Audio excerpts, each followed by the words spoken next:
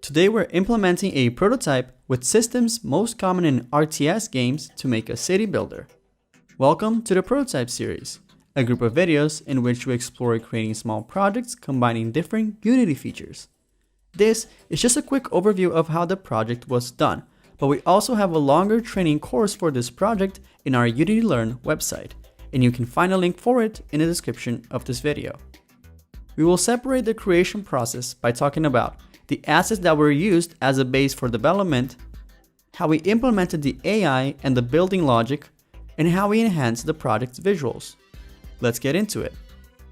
Since most games in this genre have a top-down camera, it made sense that we expanded upon a project that already had a similar setup. The Create a Kit Beginner Code project was the perfect foundation for this because of its perspective and also the included assets. We started by cleaning up the main scene in order to focus on the selection behavior. For this, we added multiple characters in the scene and created a cube object that would be the visual representation of the mouse interactions. Once the player clicks and drags their mouse, the cube starts resizing itself based on the initial click position and the current mouse position. Once the player releases the click, we use a box cast with the same size to check if there are any objects inside that area.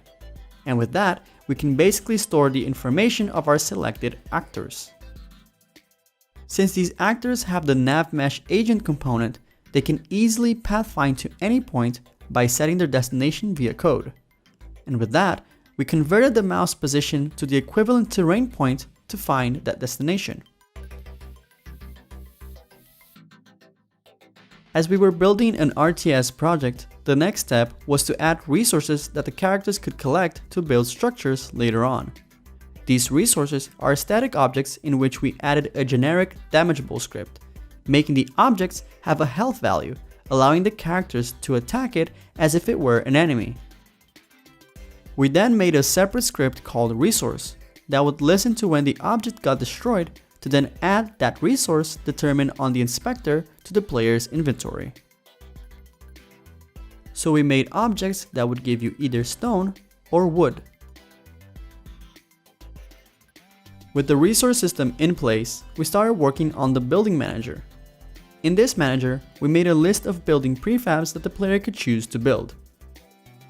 These prefabs were structured with a parent object and a child with all the visuals.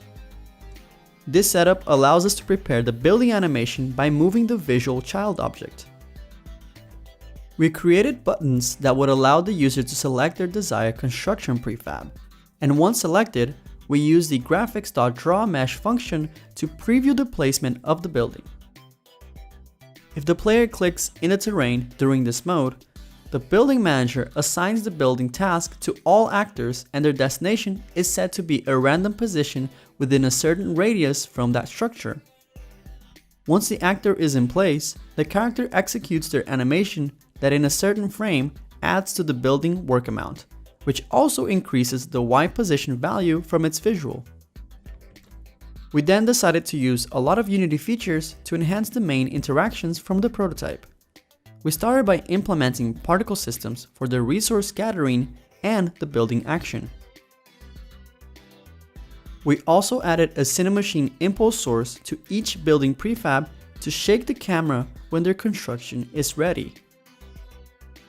In that specific moment, we also quickly flash the emission color from the building material to let the player know that the building is done. And the last polished touch we wanted to add was an animation that would enhance the building construction movement. We decided to download DoTween from the Asset Store, which is a free plugin that helps you easily tween transform values to generate good-looking animations. Specifically for the buildings, we use the DoShakeScale function to make the structure wobble as it's being built. With these implementations, we have built many interesting modular systems that can be used as a framework for your own RTS projects. And if you want to try out this prototype, you can download it by following the link in the description. Not only that, but we also have a link for a longer training session showcasing the features used to build this on Unity Learn. Thank you so much for watching, and I'll see you in the next one.